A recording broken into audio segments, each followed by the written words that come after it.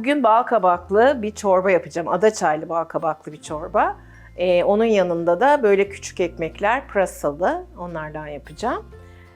Tam da çorba mevsimi. Hepimiz böyle akşamları daha hafif serinlediğinde seviyoruz o çorba içmeyi.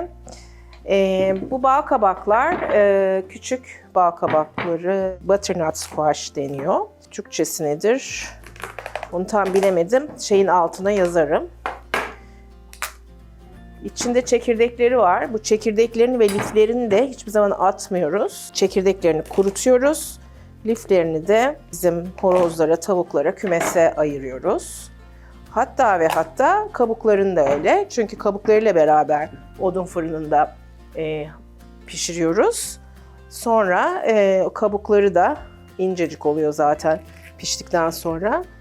Tavukların, horozların yemeklerinin içine koyuyoruz. Bu çekirdekleri çıkarıyorum. Dediğim gibi bunları kurutacağız ve seneye tekrardan mevsimi geldiğinde toprağa koyacağız. Ondan sonra da yine bu bal kabaklarından çıkacak. Bunlara bayılıyoruz. Hem lezzeti çok güzel hem yoğunluğu çok güzel.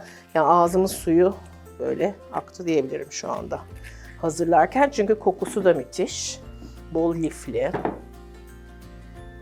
Her şeyi aslında yerli yerinde, bütün tadı tuzu yerli yerinde kabaklar. İçinde adaçayı da çok yakışıyor. Adaçayını da burada biz yenilebilir bitkiler, herbler, herb bahçemiz var. Orada adaçayını çok kullanıyoruz. Enginarda da kullanıyoruz, bal kabağında da. Şimdi bu şekilde bunları hazırladım. Yağı şöyle bir gezdireceğim. Şöyle. Sonra da bir de sürpriz odun fırınına vereceğiz hep bunları. Odun fırınında mis gibi köz köz güzel güzel kokularla pişecek. Onun yanına da bu bahsettiğim ekmek çok güzel oluyor. Ben bunu çok uzun senelerdir yapıyorum. Ve yani sahiden çorbaların yanında birebir. Çorbayı bazen maga koyup içiyoruz. Yani eğer içinde taneler yoksa magda bayağı sıcak bir içecek içiyormuş gibi içiyoruz. Onun yanında da ben çorbayı kahvaltıda verdim geçen sene. Bu sene koyacak mıyım onu menüye bilmiyorum ama kahvaltıda çorba verdim. Çorba ve yanına tost verdim. Sabah kahvaltısında çorbayı seviyorum. Zaten bizim kültürümüzde de var sabah çorba içmek. Ben bizim menüye çorba ve tost olarak koydum. Ben zaten sevdiğim şeyleri koyduğum için onu da ikisini yan yana çok seviyorum ve çok güzel oldu. Herkese de tavsiye ederim yani sabah çorba ve tost. Hatta onu kitapta da yazmak istiyorum. Birkaç alternatif. Evet bunları belki yemezler bizim tavuklar ama olsun yine orada. Yağladığımız, tuzladığımız ve karabiberle tatlandırdığımız kabaklar şu tepsiye diziyorum. İçlerine adaçayı koydum. Şimdi aralara şu kırmızı soğanı koyacağım ki sonra çekerken ikisi de odun fırınından böyle çekilmiş bir halde gelsin, pişmiş bir halde gelsin. Sarımsak da koymayı düşünüyorum çünkü sarımsak her şeyde çok seviyorum yani sarımsak insanıyım. Evet. Bunları da içine koyayım şöyle. Evet, şimdi birazcık daha zeytinyağı gezdireceğim. Tabii bizim zeytinyağımız gezdirmezsek böyle olmaz. Tadı, lezzeti olmaz pişirdiğimizin. Evet. Şimdi tabii ben bunu odun fırında pişireceğim ama sizler evlerinizde tabii herkesin evinde odun fırını yok tabii ki. Normal alt üst fırında pişirebilirsiniz. Çok rahat hemen pişiyor. Zaten incecik kabuğu da ince kabaklar. Hemen bir yarım saat 35 dakika içinde pişiyor. Rahatlıkla pişirebilirsiniz. Şimdi ben odun fırına doğru gideyim.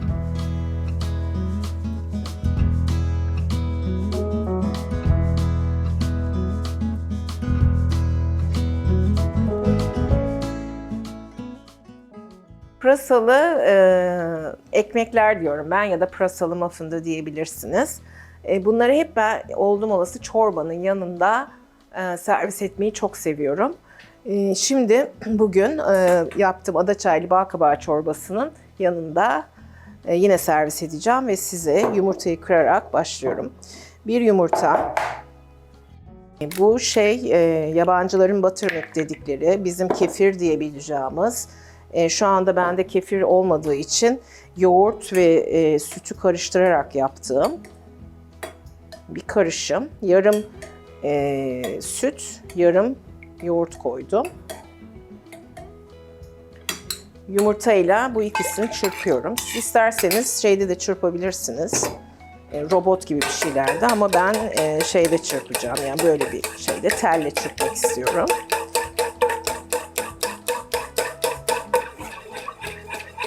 Yani yoğurt, süt karışımı ve tek yumurta.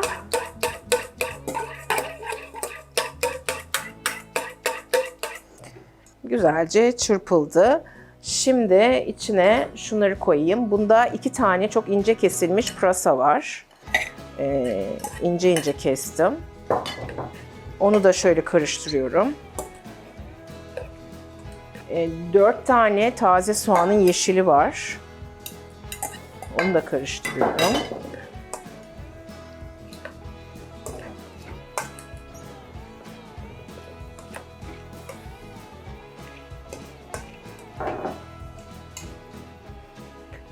Unumuz ve kabartma tozumuz var. Bu un atalık nohut unu. Yani ben glutensiz de çok tükettiğim için nohut unuyla yaptım. Ama bunu buğday unuyla yapabilirsiniz ya da farklı unlarla karıştırıp yapabilirsiniz.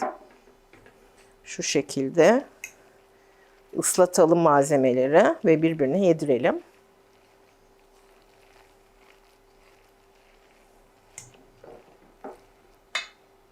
Şimdi biraz da peynir ekleyeceğim. Aslında beyaz peynir de eklediğimiz ama ben Lorda koydum içine. Bakalım. Sanki yetecek gibi, öbürü çok geldi gibi. Şu şekilde hamur gibi böyle unuyla beraber kıvamlanmış bir karışım elde ettim. Hamuru iyice yediriyorum. Yani altlarda ona dikkat etmeniz lazım. Altlarda bazen hamur kalıyor. Ama güzel yedirirsek. Evet, olayımız bitti. Hepsini karıştırdık. En son bir tereyağımız kaldı. Onu da ilave ettim. Kabı da tereyağı ile, daha doğrusu ghee sade yağ, onunla yağladık. Sade yağı da bir gün göstereceğim. Onu da tarifini vermek istiyorum çünkü yani sevdiğim şeyleri sizinle paylaşmak istiyorum yani. Ona karar verdim. Şimdi bu kaplara şu şekilde, evet, küçük ekmekler, ekmekçikler ya da muffin. Bana ekmek gibi geliyor bu daha çok.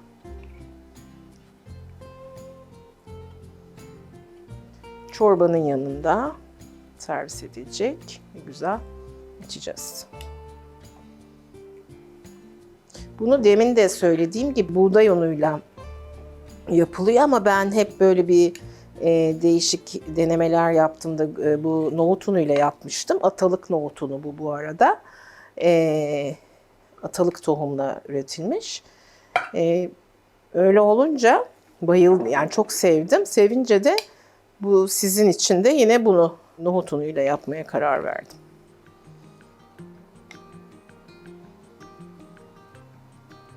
Olayımız bu. 180 derece alt üstte fırına koyuyorum. 25 dakika sonra hazır olur.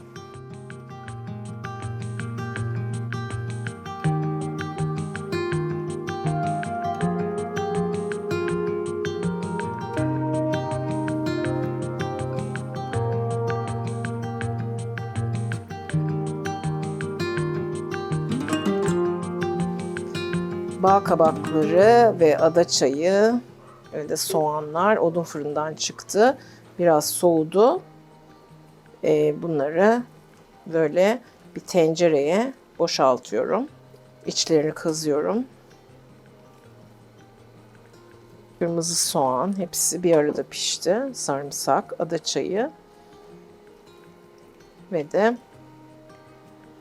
en son tencereye aldıktan sonra biraz su, sıcak su ekleyip beyaz biber ve muskat, tuz koyup küçük bir el robotuyla çekeceğim. Ama bu soğan ve ada çayı çok acayip bir lezzet katıyor. Tavsiye ederim, ada çayını bir takım yemeklerde kullanıyorum ben.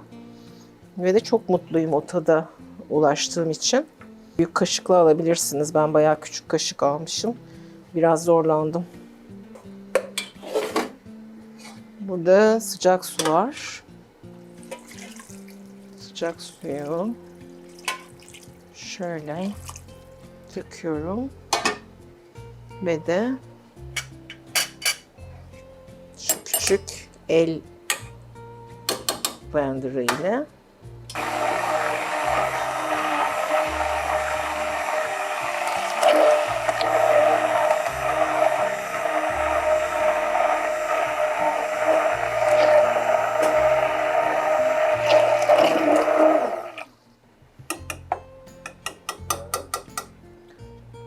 biraz muskat rendeleyeceğim. Bal kabağına çok yakışıyor muskat.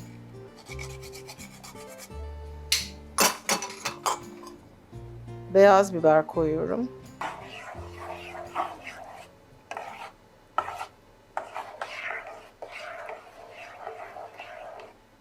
Kıvamı falan çok güzel oldu. Ada çayları da içinde.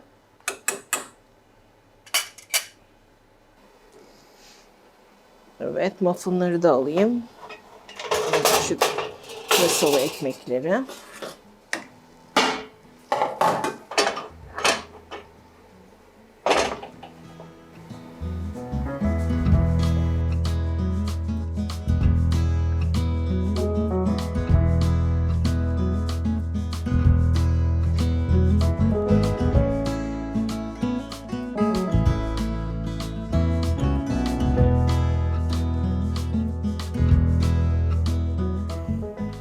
Evet.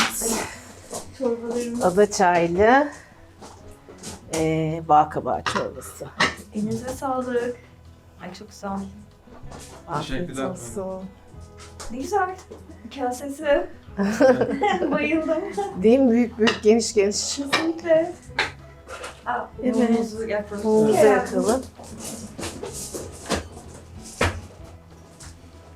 Ay sen de su Evet. koyabilirsin. Edebiliriz. Afiyet Afiyet olsun. olsun. Afiyet olsun.